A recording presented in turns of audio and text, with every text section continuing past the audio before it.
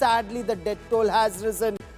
10 people have lost their lives. 24 are injured in the Red Fort explosion. As we were just reporting, of the 28 injured that time, at least 3 to 4 were said to be extremely critical. Sadly, 2 more people, they've lost their lives in this massive explosion that took place outside Red Fort. So 10 dead, 24 injured in the Red Fort explosion.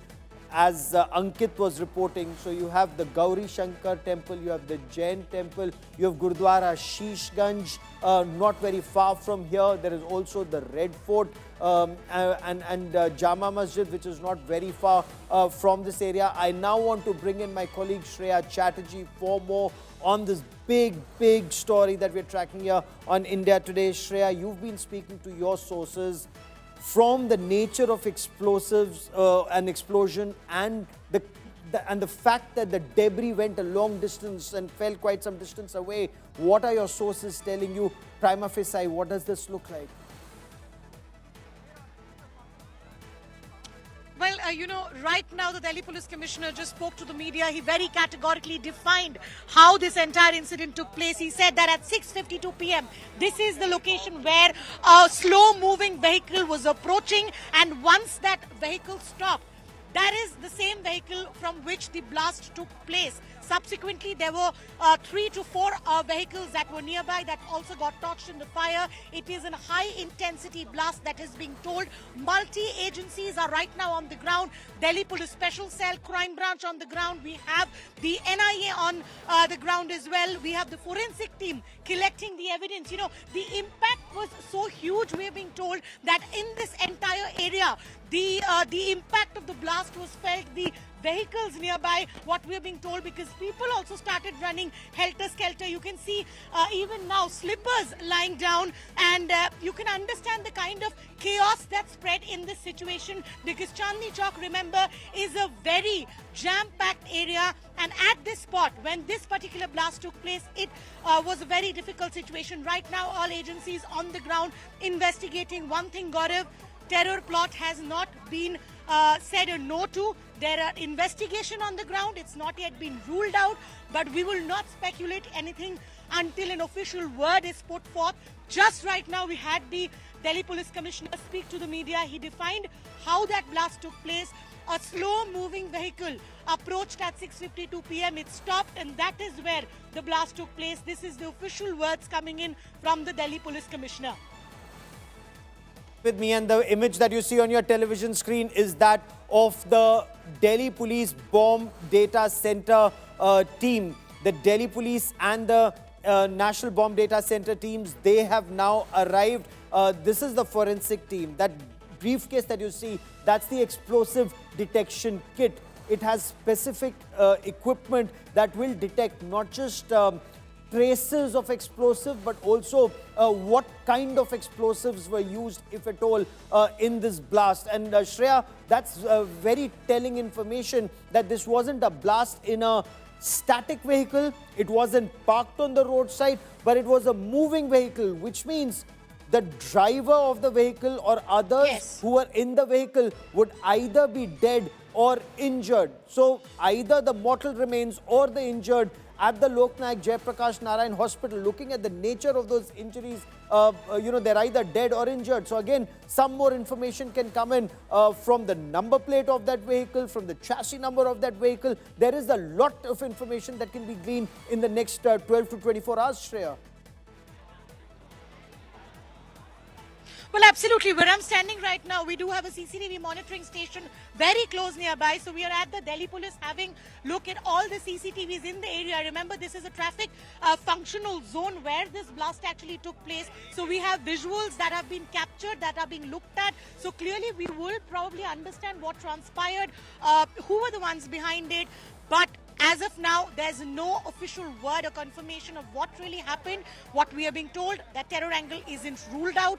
That is the reason you have NIA on the ground, you have Special Cell on the ground, you have Crime Branch on the ground. We also have NSG. So everyone's right now looking into the possibilities of what transpired. But those lines from the Delhi Police Commissioner, that is somewhere down the line making it look a little sketchy, that this was a slow-moving vehicle in which the blast took place. And Chandni Chowk, everyone knows, is a jam-packed area. On my right-hand side is the Gauri Shankar Mandir that we keep talking about. And this is an area which is always busting. So clearly, the motive of actually, if at all this is a planned attack, we can understand why this location was chosen. But as of now, we have to wait till the official word comes in. What we're being told, 10 people have died. Injuries still piling at the LNGP hospital and the Sushruta Trauma Center. These are the two hospitals where all the injured have been taking place.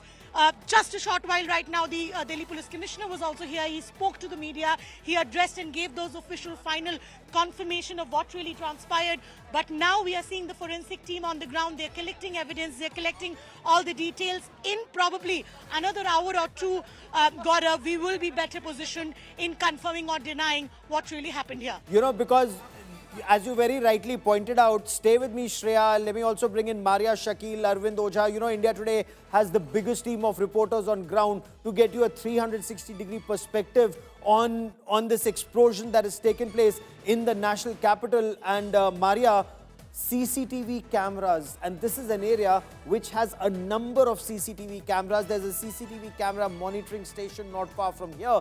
That will give a lot of information. If it's a moving vehicle, what direction was it coming in from? And Delhi now has a network of CCTV cameras, Maria. Absolutely, and there is a CCTV camera right there. If you look at it, and if the camera could zoom in and show that, that's how close the CCTV cameras would have captured the incident, the explosion which happened a few hours ago now. Gaurav, if you can see, if the camera has zoomed in to show that, so certainly, as you said, that there is a number of CCTV cameras in this entire street and the entire area which has captured this. So certainly that will be used for investigation. What caused the blast? A question that has to be answered by the investigating agencies. Something we do not know at the moment. But what we can tell is that the number of casualties is increasing and the number of those who have been injured are all getting treatment at the LNJP hospital. Who are these people? We do not know at the moment. Are they those who were sitting in that vehicle or those vehicles which exploded along with this one? So all that is a subject of investigation. But Gaurav, I can give you a sense of what I'm seeing at the moment.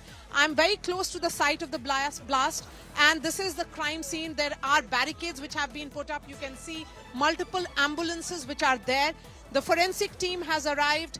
The Delhi Police Special Cell is here. Their investigating agencies, all of them have come on the spot because this is the time. It is the evidence which is gathered in the first few minutes and the first few hours of the site of the blast, and that is what is happening at the moment.